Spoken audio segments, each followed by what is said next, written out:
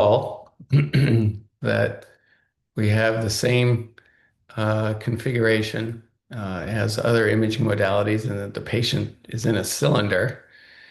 And surrounding the patient in this cylinder are superconducting coils that wrap around the patient this way. And we have very high current running through those coils to make a magnetic field inside the bore, somewhere between a half a Tesla and 7 Tesla, depending on your applications and how much you're willing to spend.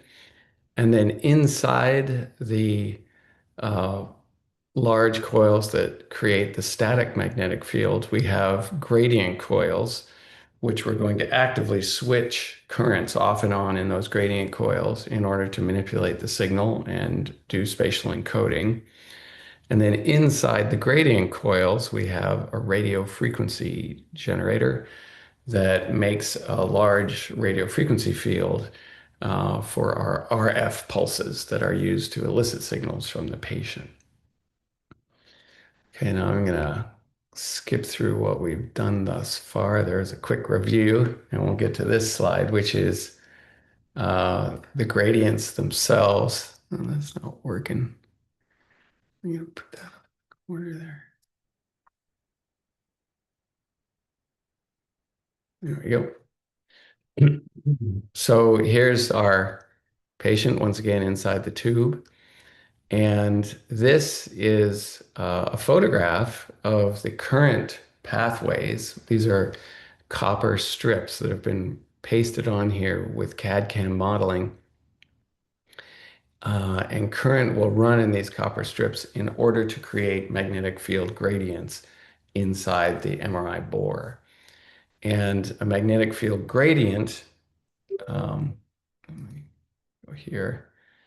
Um, I'm going to go ahead a couple of slides here. Here's a quick drawing of what it means to be in a field gradient. If I have a z direction this way, okay, along this axis, and this is my x direction. So this could be the left side of the patient, the right side of the patient. Their head would be up here, and their feet would be down here. When we say magnetic field gradient, what we mean is that as we move along in X, if I have a X gradient on, the Z magnetic field changes as a function of my X position. So over here, I am this part of the patient that's sitting over here in X is in a higher magnetic field than the center of the magnet where the patient is centered.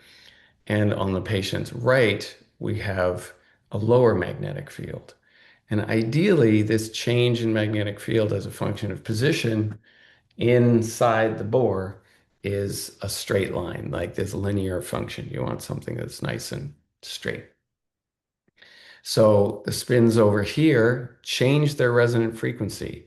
If there is no gradient switched on, their resonant frequency is gamma B naught, where gamma is for protons. If B naught is 1.5 Tesla, then this frequency is 64 megahertz. And if I have an X gradient on for the negative X values, I reduce the frequency of those spins. And so they're resonating at a slightly lower frequency. These are resonating on resonance, and these are resonating at slightly higher frequency. That's a magnetic field gradient. And the coils that are wrapped around the patient to create these gradients are fairly complex, as you can see in their windings, in order to make this really nice straight change in the Z magnetic field.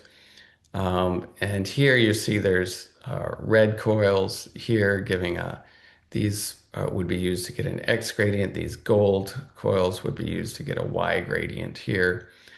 And then these big green coils here would be used to change the magnetic field in the Z direction. And we'll take a look at an example of how that's done. The progress in MRI, a lot of the progress that's been made in trying to make images more quickly and with higher quality requires that we switch these magnetic field gradients on and off in a very rapid time. Ideally, you would like to instantaneously switch them on, such they just took no time to switch on, you evolve the phase of the spins inside the patient using that gradient and then switch it back off instantaneously.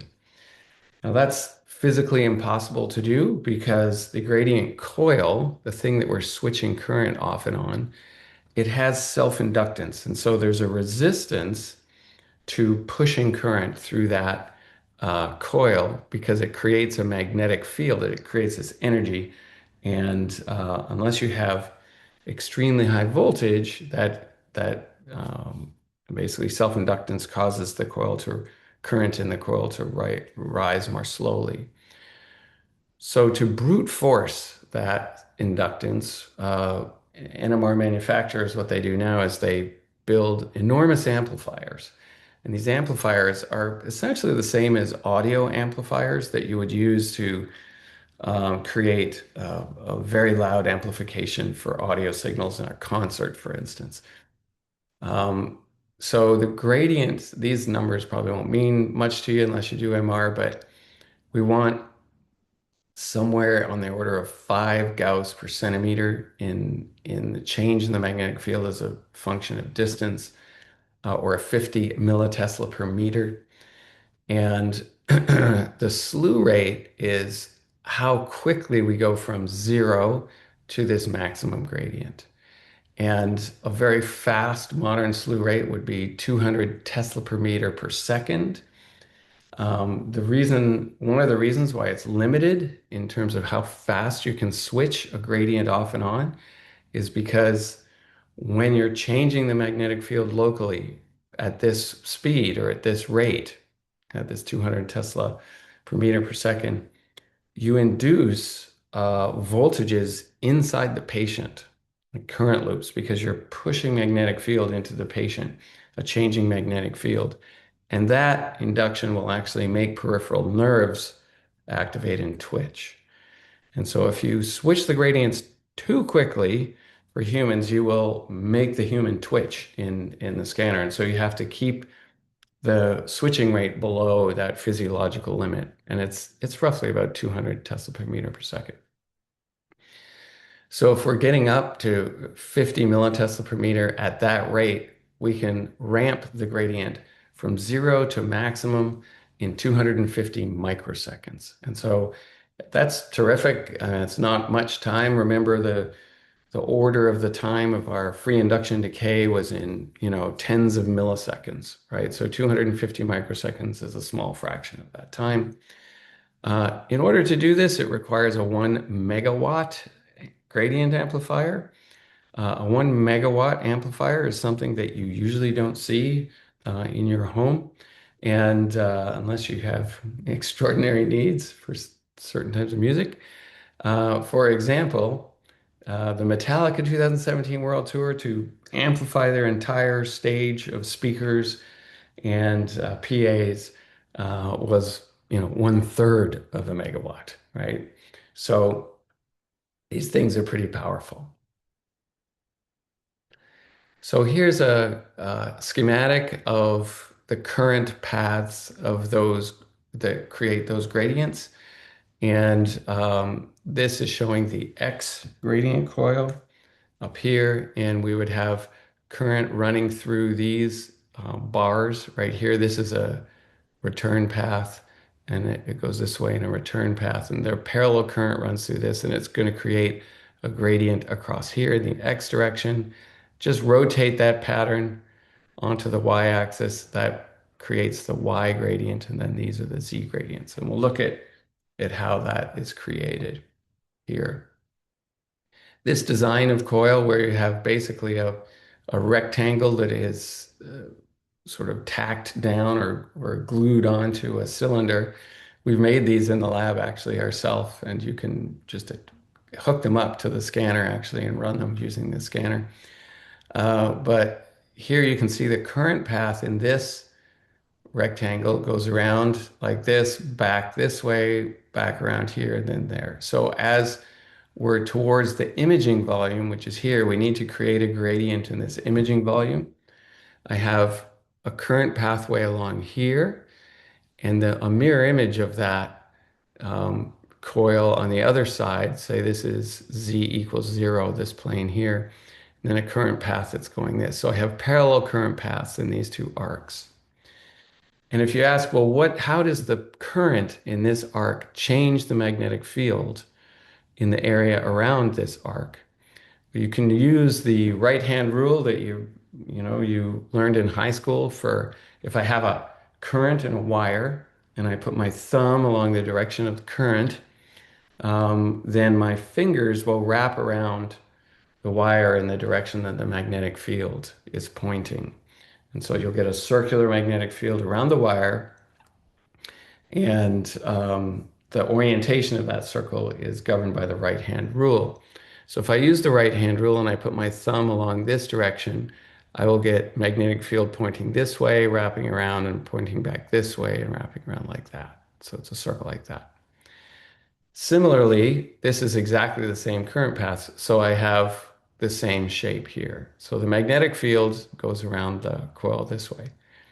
If I'm sitting here, let's ask the question, when I pulse those coils, how does that change the magnetic field right here? Well, what it does is this circle and this circle here add up, okay? And you get a magnetic field this way, okay? An increase in the magnetic field underneath these coil elements pointing this way. Above it, you would get a decrease. It would point this way, right? If you're above this current path. You have a complementary set of coils at a different Y value on the opposite side of the bore, and you just use the same logic. Here's the right-hand rule here. And so above the current path here, I would see magnetic field going this way. Above this one, I would see magnetic field going this way. And I get a change in the magnetic field pointing that direction, right? So this is in the negative Z direction, positive Z direction. So I have a gradient that's linear in the Y direction. So it's a rate of change of the magnetic field in Z as a function of Y. That gives me my Y gradient. Okay. And this is the for X. Here's the formula. I have a gradient value times a distance X gives me a change in the Z magnetic field. Do we go? Okay, we went through all those. Okay. Another easy one to discuss is how do you make a Z gradient? And you can, if I have two loops and I want to make the magnetic field change as a function of position along Z, how could we do that? Well, I know if I have a, a current in this loop going this way, I can use the same right-hand rule to say that, well, that's going to change the magnetic field and put an arrow this direction here. If my current's going this way, it's going to go that. Or if my current's going this way, I can make the arrow go this way. So here I've got a higher ZBZ in the middle of this going towards this direction. So that's with a current that, was wrapping around this way. Now, if I do the opposite current in this loop, then the change in the Z value will go the opposite direction, will go that way. And so now I have an addition, a subtraction, and then in the middle, it's going to be a ramp between those two. So I'll have no change in the magnetic field here because they're equidistant from these opposite coils. And then as I approach this one, it'll get larger and then it will drop away. And as I approach this one, it'll get smaller and drop away. So that creates the Z gradient. That's a pretty easy one. Okay, so now we're going to introduce what is called a pulse sequence. And we know a couple of things thus far. We know that if we pulse the sample or the human with radio frequency energy, we're going to elicit a signal. We're going to create transverse magnetization. And then when that transverse magnetization processes in the transverse plane, we'll get a signal back after that RF pulse is done. And so here's our free induction decay or our signal after that 90-degree pulse. We can use the magnetic field gradients in order to spatially isolate which slice of the patient is excited by this RF pulse. So if this RF pulse is on resonance, it's at 64 megahertz. If I turn my Z gradient on before I start the pulse, and I leave it on while the pulse is on, and then turn it off afterwards, let's ask the question, what happened there? Well, when this gradient is on, the only slice that is on resonance is the one that is at Z equals 0, right? So if we go back to our diagram here, if I pulse this Z gradient while I'm applying this radio frequency pulse, everything away from Z equals 0 is off resonance, right? So I have a slice through the sample that is on resonance, and the signal that I'm going to elicit is essentially, well, it is limited to that slice, right? And that's called slice selection. And so this is the slice selection pulse, and it's mathematically in the Z direction. Well, the first question you'd ask is like, well, suppose I want a slice that isn't perfectly as, an axial slice in the magnet. How would I do that? It turns out you can just apply a rotation operator to all of these gradients and produce a slice selection gradient in an arbitrary orientation, right? And you can imagine how that goes. It's just like a rotation in space. Okay, so now I've got a slice selected. That slice is giving me signal, this free induction decay, but I want to encode where in the slice various, each voxel in that slice. I want to know how big the signal is in that voxel. Here, the signal is coming from the entire slice. So what we're going to do is we're going to phase encode the signal, and we'll look at this in some detail. We'll pulse on a Y gradient that has some specific amplitude. We'll pulse that, leave it on for a duration, and turn it off. And so what that does is while this gradient is on, the spins that have a higher Y value or displaced from the origin towards higher Y values will resonate at higher frequencies than those in the middle, and those below the middle will resonate at lower frequencies during the application of this. And then we shut it off, right? And so then after we shut it off, all the spins are resonating at the same frequency again. However, because they have this history of precessing at different frequencies, they now have a distribution of phases in the transverse plane. So the ones that had a higher frequency will be ahead in phase. The ones that had a lower frequency will be behind. That's called phase encoding. And so now we have a slice that has these voxels with magnetization vectors in them that have different phases.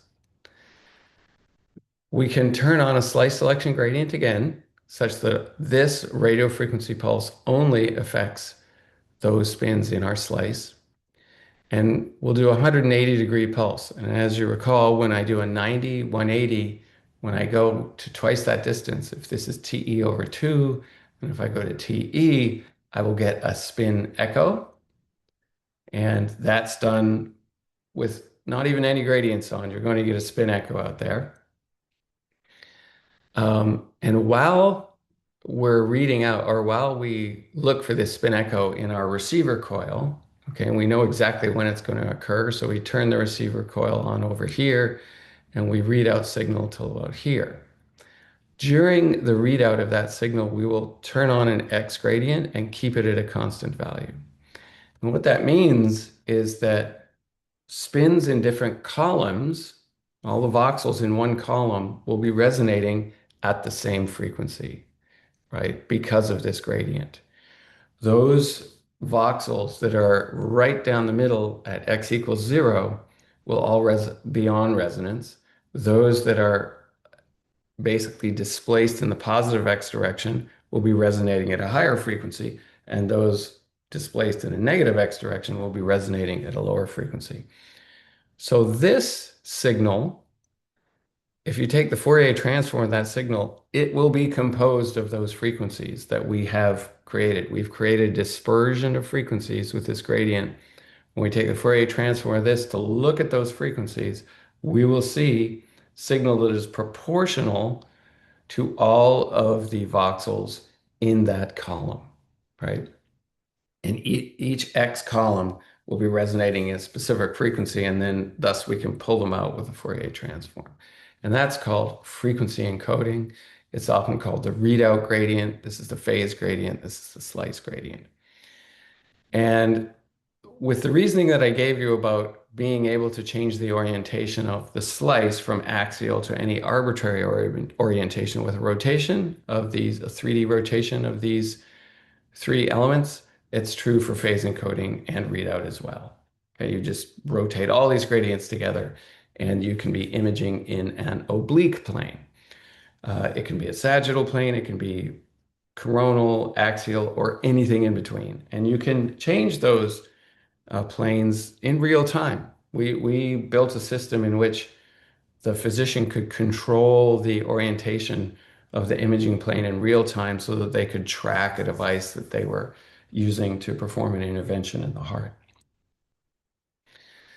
Okay, so let's look at what frequency encoding means. Here, this red signal is if I have a uniform phantom, we'll say, so uniform amplitude voxels, and one of the columns in my sample is resonating at this frequency, right? It also would be decaying, as you know that by now, but this is an idealized thing where we've got a bunch of wavelengths.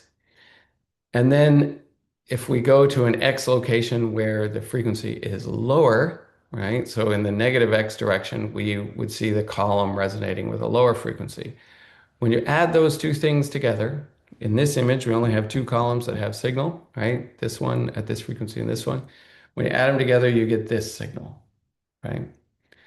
And this is the signal that comes out of our coil and preamp, right? For those two columns. And when I take the Fourier transform of this, I get two peaks, one at this signal or one at this frequency and one at this frequency. And that's how I decode the columns out of the real-time information that I've read in. And is everybody familiar or satisfied with that, or do I need to try again? Okay.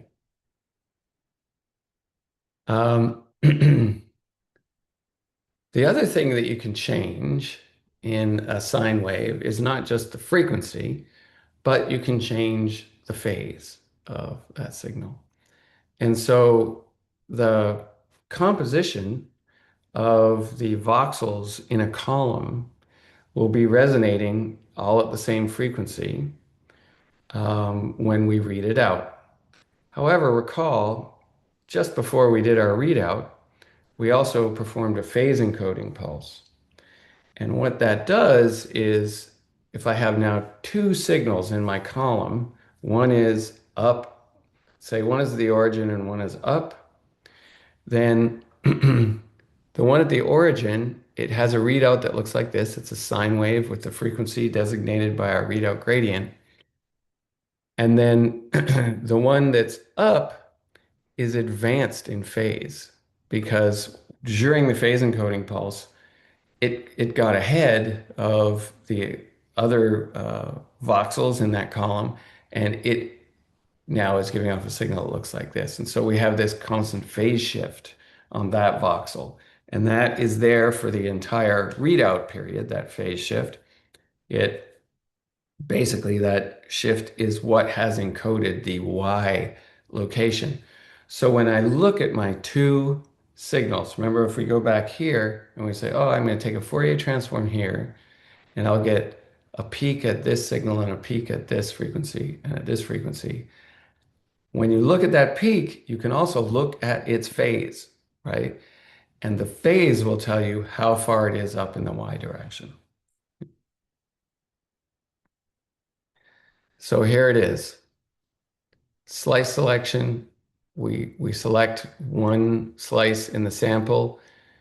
The magnetization vectors are in the transverse plane, and so we can encode them with a phase encoding pulse, right? So it will give a phase shift that is dependent on their Y coordinate.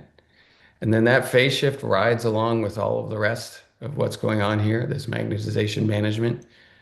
We perform a spin echo to get the signal that we're going to image with. And during that, we read out this signal here.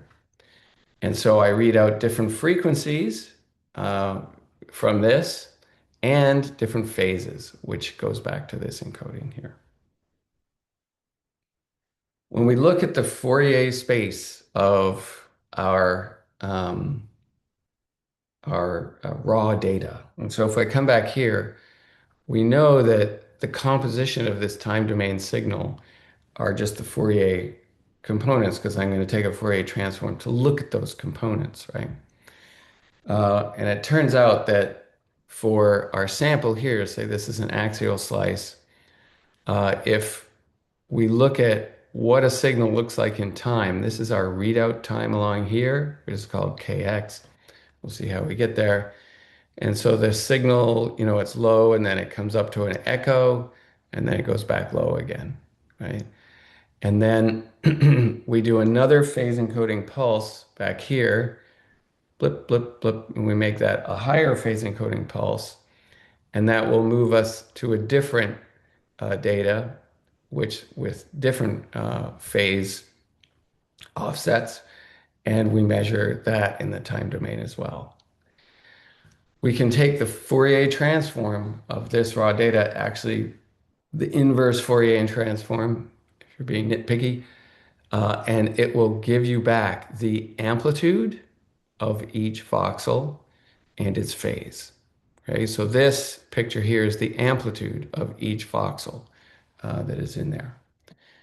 And you can be confident that there's enough information over here to get details for this. Say this is 256 squared, this is 256 squared. This is a complex function. It has both amplitude and phase over here.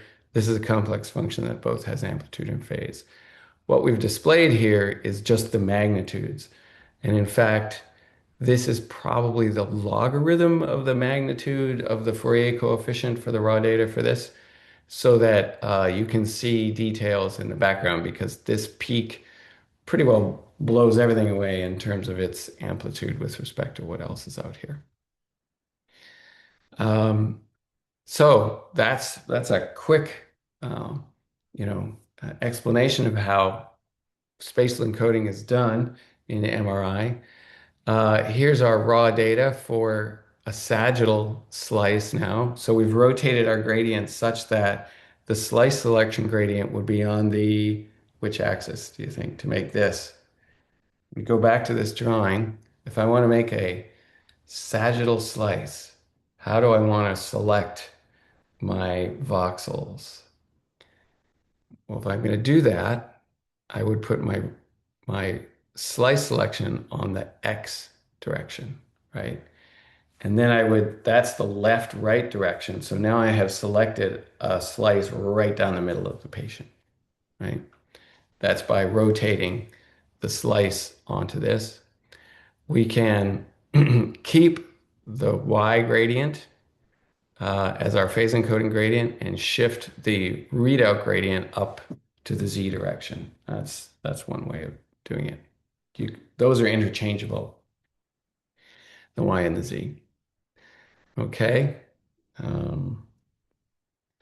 So here's the sagittal slice we've created. This is the raw data we've read out from our receiver coils for every different phase encode step.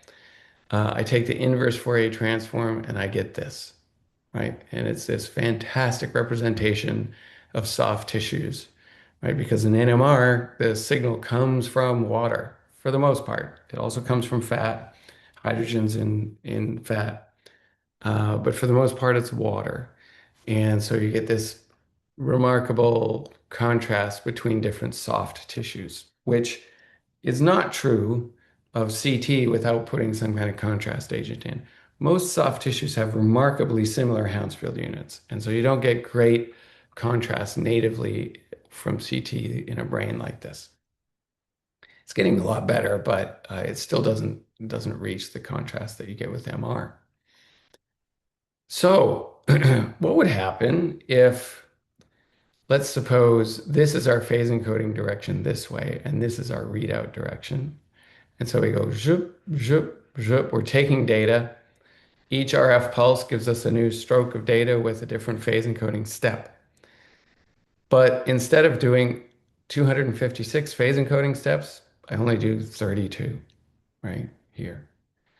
So all of this is blank out here. I don't have data out there. I just have data inside this rectangle. Well, when we take the inverse Fourier transform of this thing, this is the picture we get, right? And what it means is that we're missing spatial resolution because we haven't encoded out to these high spatial frequency numbers, right? We've encoded out to here in this rectangle, but we don't know what's going on at these high spatial frequency numbers. And so you can take images more quickly by dropping data, but if you do it this way, you remove all of this high frequency information, and so you get a blurry picture. There are other ways to, you could, I mean, if you remember the CT simulator, an MR simulator in MATLAB is absolutely trivial, right? Because it's just a Fourier transform. So it's a 2D Fourier transform. So you can start with any old MR image you want, take its Fourier, upsample it, get a lot more samples, go into the raw data space by taking the Fourier transform and saying, oh, okay, this is my raw data. And now start manipulating the raw data, inverse Fourier transform to see what happens to the image, right? And one thing you can do is, and I encourage you to do this, is just like delete every other line in the data. So that means you're just skipping data points. So you cut your data in half by, instead of doing 256 phase encodes, you do 128. And you can simulate that just by skipping them, just to make them, erase them, take the inverse Fourier transform of that with blanks in those columns and see what it looks like. I won't tell you what it looks like, but it's pretty cool. And then you can do other filtering techniques. So here's I'm not sure we should do this right now. Yeah, let's do it right now. Okay, yeah, there's just this one thing. So black blood contrast, I think we looked at this briefly. I guess I showed you an example, but here's an axial slice. We've done this position encoding using our essentially phase encoding pulses and our readouts. So here is a simplified pulse sequence for doing this axial slice. We have an RF pulse where we slice select. Forget about this. This is refocusing. You have to do it, but let's not talk about it right now. So, and then we'll do a 180-degree pulse, which causes a spin echo. We will frequency encode with that, and we'll also phase encode, but it's not in the diagram here. You have to, let's do 128 or 256 of these repetitions while we're changing the amplitude of the phase encode pulse. What is going on for something, a bunch of voxels here that represent blood that is flowing through the imaging plane? Okay, so all the blood inside this descending aorta is going in a fairly high velocity perpendicular to the imaging plane. Okay, so let's see what the timing of that is. So we do a 90-degree RF excitation pulse here, right? And so I've selected a slice, and my large vessel here is this thing, right? By the time I get to making my 180-degree RF pulse, let's say 15 milliseconds later, right? The blood that was in my slice is now over here, right? So the 180-degree pulse, once again, it's slice selective. It performs a 180-degree pulse in the entire slice. For these voxels, or I'm sorry, the spins in the voxels that have seen the previous slice here, they will see this as a refocusing 180-degree pulse, as will these, because they're in the transverse plane from this 90-degree pulse, these ones and these ones. The voxels, or the spins that are in the voxels inside the blood, these ones came from over here. They moved into this spatial location. They didn't see the original 90-degree pulse at all, right? And so what happens is these see an inversion, a 180-degree pulse that takes positive magnetization vector that's along the z direction and inverts it and puts it in the negative z direction. And so when we go to read it out, not only, we'll read out this stuff after it's flowed down here, it'll still read out. But because it's an inversion pulse, there is no transverse magnetization. It basically reads out as zero. So we get these very nice high contrast black blood images by doing spin echo imaging perpendicular to the direction of blood flow, right? We can get the opposite effect by using a pulse sequence that only uses an excitation pulse. It doesn't use a second refocusing pulse, like a 180-degree pulse. And we've sequenced these excitation pulses such that they happen in rapid succession. This is normally the sort of simplest technique of doing very fast imaging. You apply a excitation pulse in a slice, you read it out. You still have to do phase encoding somewhere here, but you read this signal out, and then almost immediately you do another excitation pulse and you do it again, right? And this one can have a different phase encoding step than this one. So you can push these things together. The time interval between these excitation pulses can get down to under 10 milliseconds, under 5 milliseconds. And so you can get a lot of things done, right? And let's ask what happens to the blood when we do that. Well, we get signal from the entire slice right here. When we go to get the next signal here, we get signal from the entire slice. And historically, this stuff has never seen an RF pulse, right? It didn't see any of the previous RF pulses. So the signal that comes out of here doesn't have any kind of history of saturation of the magnetization vector such that its Z value has changed. It comes in with full Z magnetization and you get a really big signal, right? And so that's bright blood imaging using exactly the same flow physics as dark blood imaging, but giving you more signal rather than taking the signal away. Okay. Oh, this is a really interesting example. This is a 7T brain image, right? And you can see there's two images have been obtained. One has poor uh, image quality, and one has fantastic image quality. And let me see, can I turn that on? Yeah. So here's the one that has absolutely gorgeous image quality, and here's one that, all the signals are broken up. What has happened here is this image was obtained without cardiac gating, okay? So there was no essentially knowledge of what phase of the heart cycle we were in. When the resolution gets high enough, even small, displacements due to changes in blood pressure and changes in small amounts of flow will cause motion. So it causes motion in the brain. And so what we see in this case is when we cardiac gate, we get this clear picture because we're obtaining the data at the same phase of the heart cycle every time, and all of that motion clears up. So motion artifact isn't just in the heart because the heart is moving, centimeters during each heartbeat. It's also up if you're imaging microscopic stuff or really high resolution MR stuff. You really have to motion correct all of that. And that's true for CT as well, if your voxels are really small. Okay, let me go to Next one, so we've done the physical principles. All right. So, what are we at? We're at 10:10. Okay.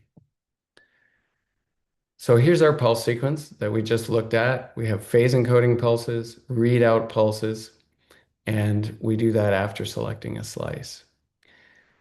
We're going to look at the representation of that raw data in what's called K-space, which is a Fourier transform space of the image, and how we acquire data as we, using the magnetic field gradients, switching field gradients, how we move through K-space to acquire different data points in the Fourier transform of the object.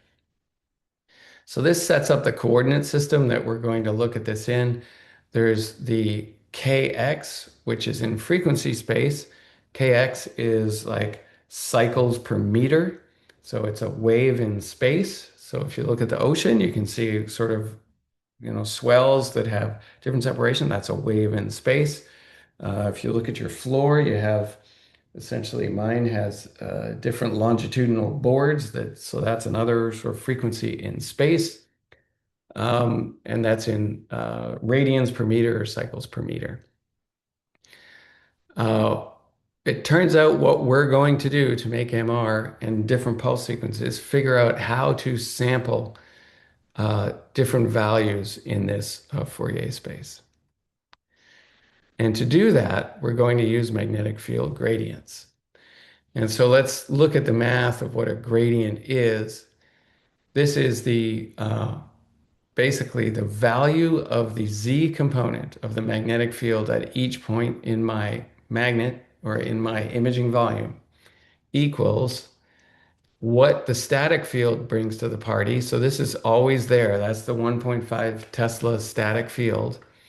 And then for each point X, Y, Z, here they are X, Y, and Z, I have a change in the Z field that's governed by the change in the Z field as a function of X times X, change in Z field as a function of Y times Y, and the change in Z field as a function of Z times Z. So each point in the sample has its particular frequency or magnetic field value that it is sitting in during the imaging.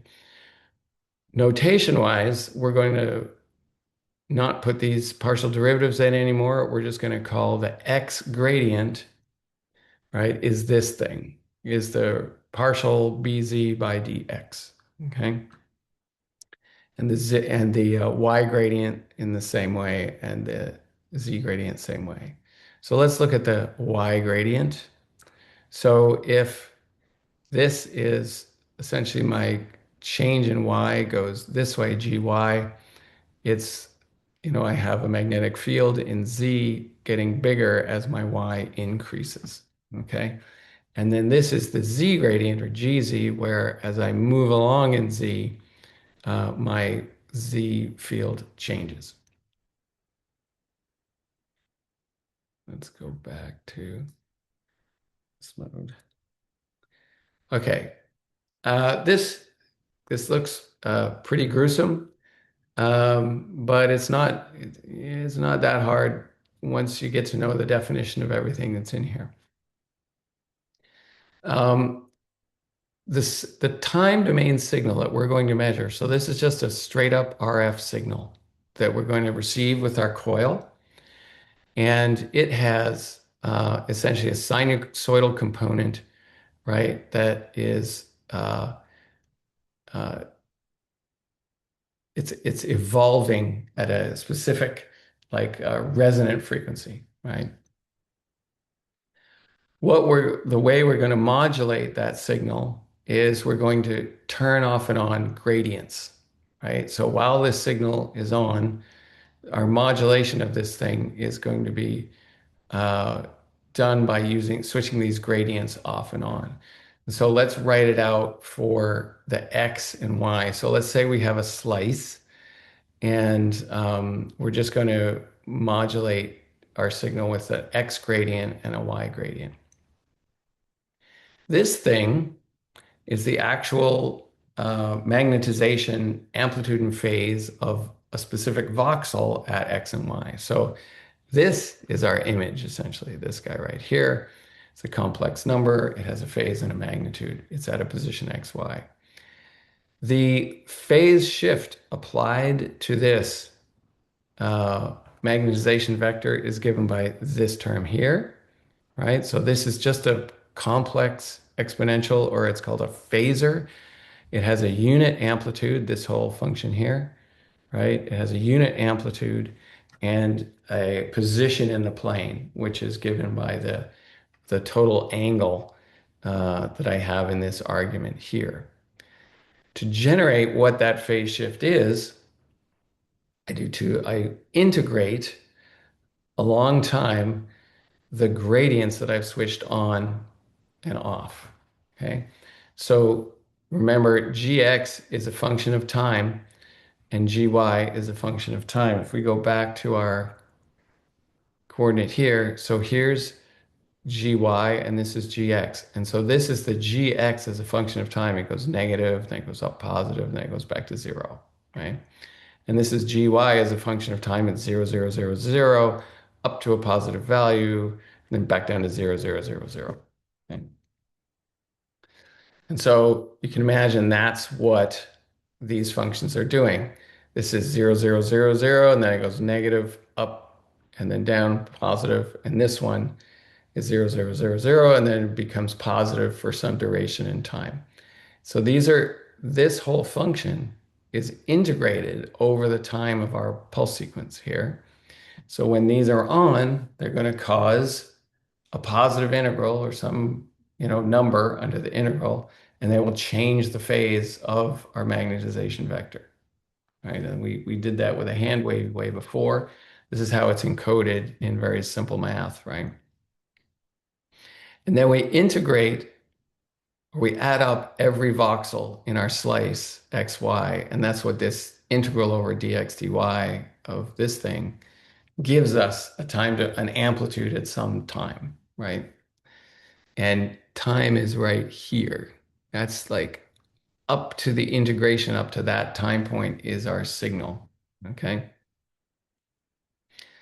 Um, so what we're going to do to make this obvious as to what's happening in terms of Fourier theory is we're going to define two time domain functions. One is kx and one is ky. They're functions of time, okay?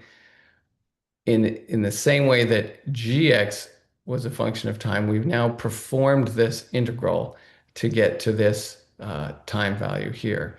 And here's the definition of kx of t. If we just look at what this thing is, we can say we'll take the gamma out, normalize it to 2 pi, and say kx of t is the integral from 0 to t of the gradient waveform, right, as a function of time.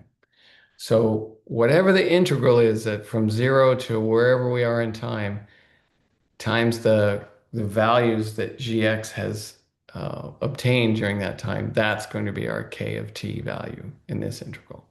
Okay, so now this is what the formula looks like with these definitions. Okay, so I've related my gradient switching to these values kx and ky.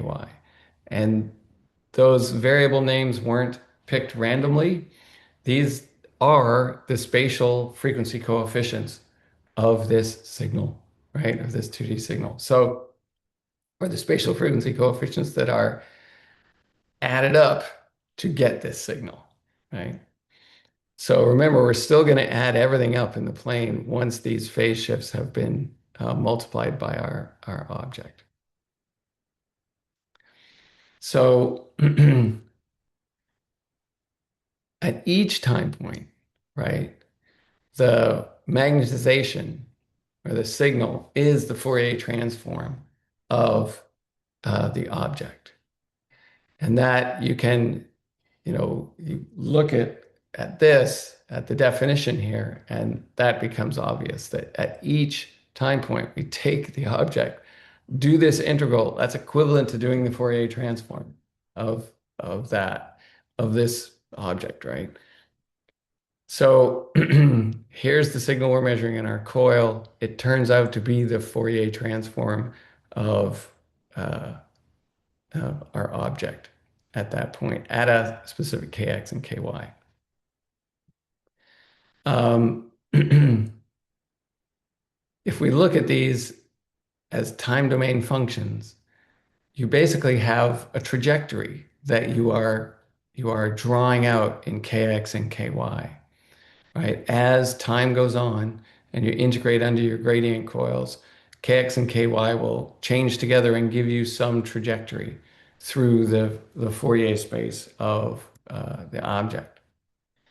So this is the MR signal, the time domain signal, as the Fourier transform of the object. That's what it boils down to. And I remember when I learned this, I was a undergrad, I guess. I guess I was in second year physics or something. Um, and I read an article in Scientific American, and then I went and looked at these papers. And then this was the first time I really understood the Fourier transform, actually, and why you would use it. And it's absolutely gorgeous, right? The fact that your time domain signal in your coil is a point in the Fourier transform of that object. So um, this is, I think we'll skip this. Those of you who did 280A, I think Tom went through this argument and looking at the phases in the plane. Uh, I guess we can, now maybe we'll quickly do it. So if I have a radio frequency pulse, okay, and say I have a sample that I don't need to do a slice select, so I get a signal. When I switch on my Y gradient, I can look and see what is the evolution of all of the magnetization vectors in my imaging plane. And so with this pulse, all the magnetization vectors come down, they're all in phase, okay? When I turn this on, remember I integrate this, and then at this time t, what is the S of t signal that I'm measuring?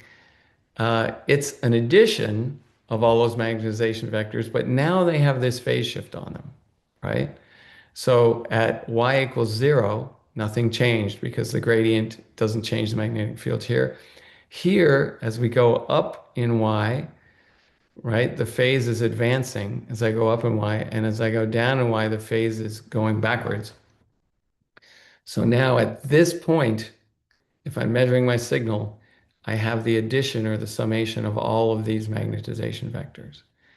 If I keep that on, I'm going to double, right, the amount of phase shift as a function of y in the sample. And that gets me to here. So I have twice as much phase shift in y as I did over here because I've had the gradient on twice as long. Then at 3, we're going to shut that off. So now we'll keep the y gradient isn't going to be a player anymore. This phase shift will remain constant. And we turn the x gradient on, and so we'll get a phase shift in this direction that gets added to this phase shift. And so now I have this interesting phase roll that's at a specific angle through the Fourier transform.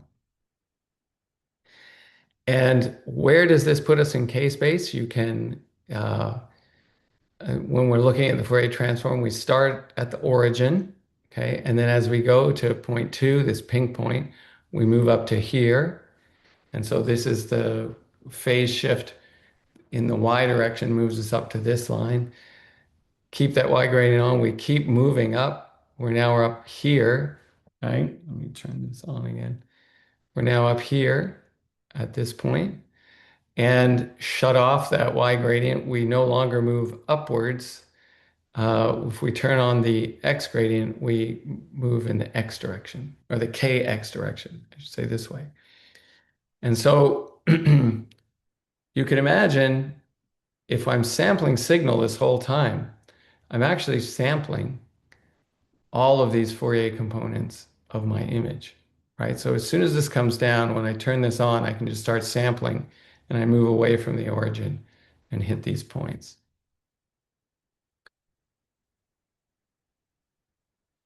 Okay. This is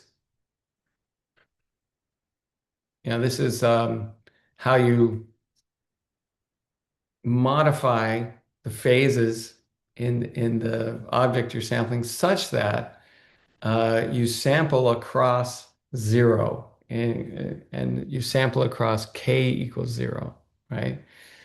And so if I do a 90-degree pulse such that I have signal coming this way, if I put a negative gradient on in the z direction, I will move in the negative kz direction, right? So I'll go down to this point here. And then I turn on my acquisition. That is, I'm not listening with my coil until this point. This is my acquisition. And I turn it on while this positive gradient is on. I start at this location because this first gradient put me down here. That's where my phase shift. What I'm going to do is unwind the phase shift I put on here to the center. And so now everybody's back in phase, and that happens at this point. And then as I move from here to here, I image or I measure other K values that go up to the maximum that I'm going to sample. If I keep this on, I'm just going to keep going to higher and higher K values, which corresponds to higher and higher spatial frequencies. But eventually what happens is the signal has just gone away and you're not measuring anything anymore. The signal goes away because the wavelength of the phase shifter put into the sample is too small, right? It basically everything averages out. You can't see it. Or the T2 decay has essentially caused the signal just to not be there. Okay, what 180-degree pulse, remember we did this spin echo experiment. With the spin echo experiment, you can perform an image such that you get a spin echo here when your acquisition is on, right? At this 2 tau time here. And the way you do that is you do an excitation pulse, so you get everything in the transverse plane. You turn on a gradient that essentially causes a phase shift, right?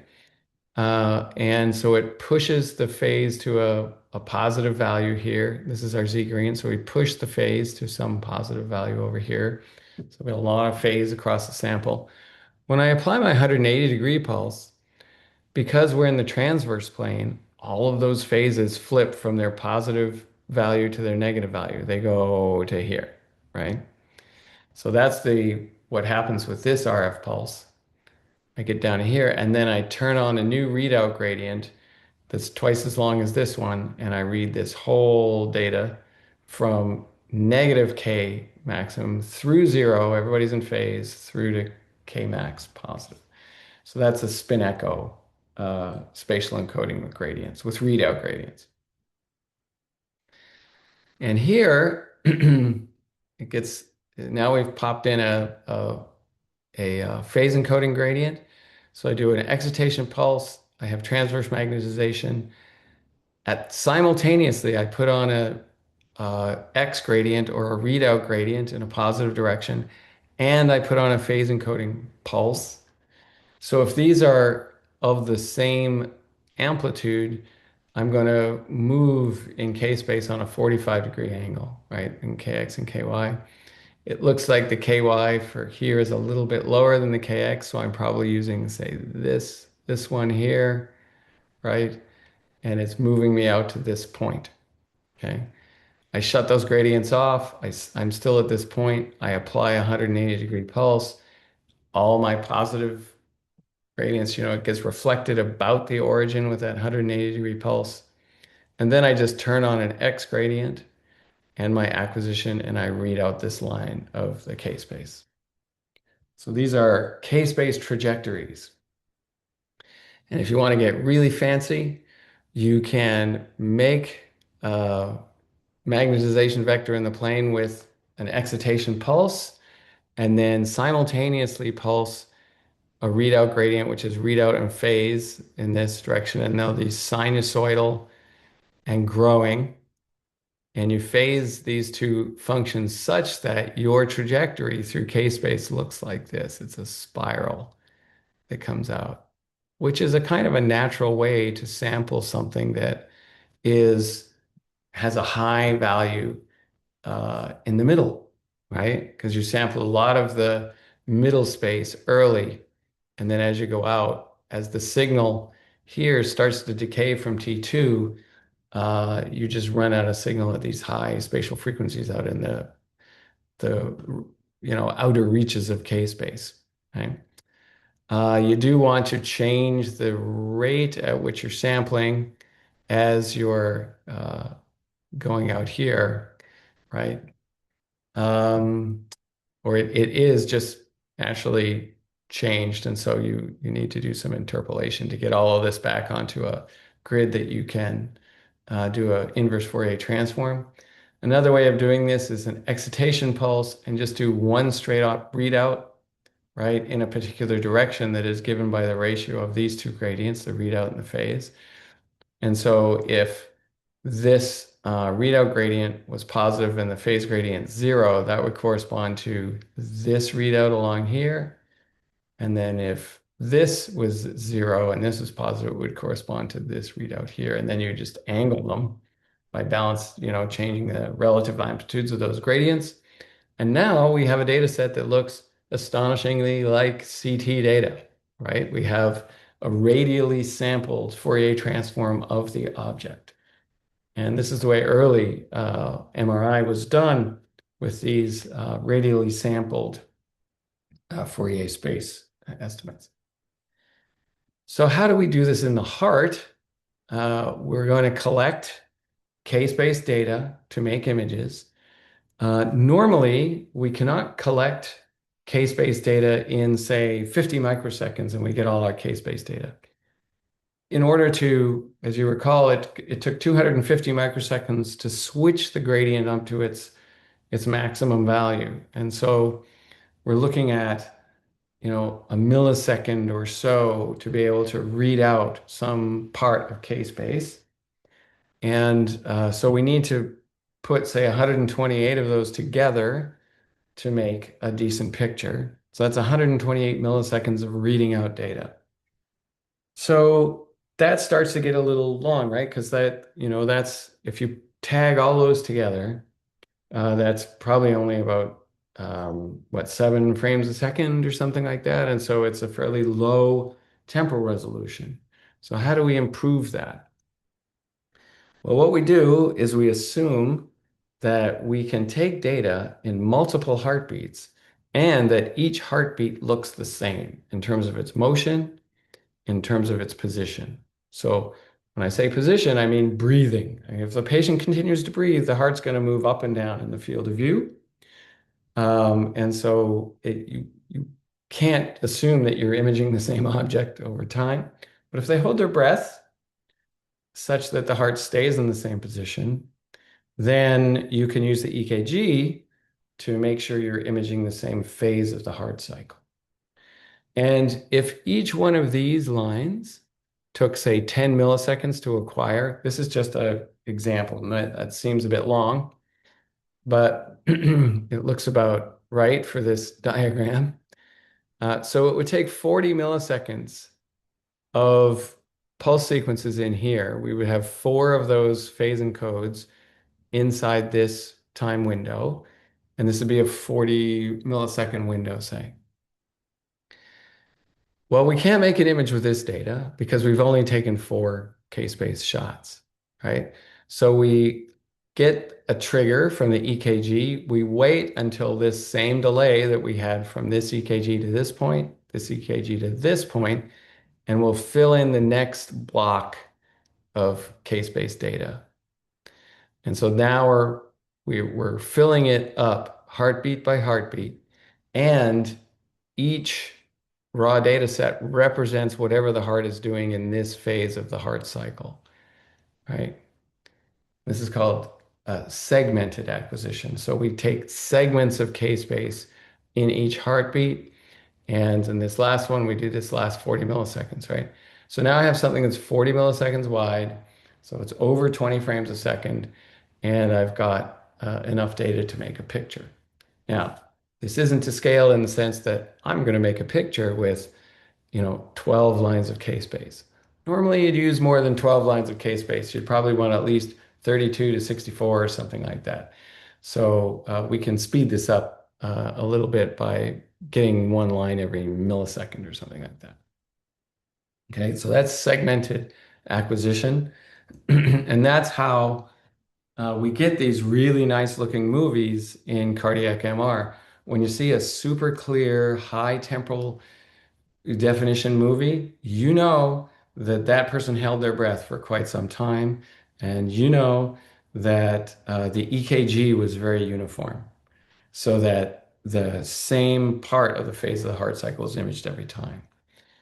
Um, you can get higher temporal resolution by segmenting with smaller segments, obviously, but it's going to take you, if you cut this segment into two smaller ones, right, such that each image you get is a shorter time window or a higher temporal resolution, but you're going to need twice as many acquisitions to make that happen. Okay. You can do a type of interpolation called view sharing, where I can create an image from this block of data. I can create an image from this block at 9 frames per heartbeat. I can get an interpolation between these two by reconstructing an image from this block, right? By sharing what's going on in this segment and this segment. I have to orient my phase encoding such that I can do that, but it's possible and it smooths out the data to some extent. Okay, and we did those. All right.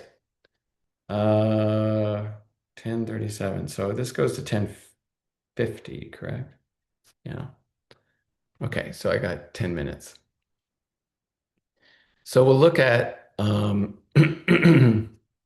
basically the uh, use of MRI to measure perfusion and also to measure the status of myocardial tissue. It turns out that MR is fantastic at detecting what tissue is infarcted versus tissue that is just ischemic, and also what tissue has such a a really significant drop in myocardial perfusion, such that the tissue is converting to infarcted tissue. Um, So here's three curves. This is the concentration of gadolinium. If you inject dynamic gadolinium, just like we did with CT, we put a line into the decubital vein, and when the patient's in the scanner, we inject that contrast agent while we're imaging. And what happens is the signal or the concentration of gadolinium, which usually you image with something that if there's more gadolinium, it gets brighter. What the gadolinium does is it reduces the T1 of whatever it's in. And so if you're imaging something that's sensitive to the T1 value, for example, if we put our excitation pulses close together, we get essentially a dark signal when we have long T1 because the tissue doesn't have time to recover. The magnetization can't recover back. However, if T1 is shorter, the magnetization has time to get back to a larger value and you get a bright signal. And that's how gadolinium contrast works. So we get a bright blood pool signal. Normal myocardium, after some delay, where the gadolinium goes into the coronaries and then flows into the tissue, we'll see a uh, brightening of that tissue over time, and then it gets washed out. An infarct will go bright, but it does so with a delay, right? And then it doesn't achieve as high a peak as the normal myocardium, but it does last for a long time. It takes a long time for the gadolinium to get out of infarcted tissue. And so that's the real uh, signal right here is that this is not normal myocardium because it stayed bright far too long, right? So um, here we have the infarct in the scar with a shorter T1 because the gadolinium has stuck inside the tissue. And what we want to do is produce really good contrast between this infarct or scar and normal myocardium. So if we do a 180-degree pulse and just watch and see how does the infarct recover after that 180-degree pulse, because there is a lot of gadolinium still left in that tissue, the recovery is quick and the normal myocardium goes through its normal recovery. So what we want to do is wait. So we do an 180-degree pulse, and then we do this before we start imaging. This is like a pre-pulse, a preconditioning pulse. And then we wait some time until these two curves, we anticipate the value of this, that we anticipate they'll be far apart. We want to image somewhere where they're maximally far apart. For many years, what people did was they looked for this point where the normal myocardium actually, instead of being negative magnetization or positive magnetization, it was zero. And then they would image there, and normal myocardium would come up zero, infarct would come up with a bright signal, right? But that got to be sensitive to trying to find where this null point is. And it's kind of a goofy way to do it. I think the better way to do it is to just image such that the normal myocardium might even be negative, right? But you'll be able to get contrast between these two curves regardless of whether the myocardium is positive or negative. What can happen is if you image too early, the normal myocardium is actually still negative. And when you make a magnitude image, it gives you this length as the brightness. And so it can cancel out the contrast between the infarct and the normal myocardium. So you don't want to do that. So you don't want to miss this null. But if you make an image where the normal myocardium can be negative, like the pixels can have a phase value such that they are negative, then this contrast is preserved, regardless of where you place your excitation pulse. Here are some examples showing this amazing contrast that can be achieved. So here, these images are taken at different values of the delay between the inversion pulse and the excitation pulse. And so we'll start out looking at an image where this distance is very short, and then we'll move the excitation pulse away from the inversion pulse as we move this way. So you can see here, when the inversion pulse occurs and then the excitation pulse occurs early, the myocardium gives off a positive signal. The reason is the magnetization that was used to make this signal is in fact negative, but we're looking at a magnitude image. So as we get partial volume from the myocardium into the blood, we can see that there is a destructive interference between them. So you get a nice edge, but not so great. If we delay such that the myocardium signal is close to zero, then we see a brighter signal from the infarct. This is where the gadolinium has gone into an infarct and is delayed in getting out. And so we can clearly see the delineation between three things: blood, myocardium, and infarct, right?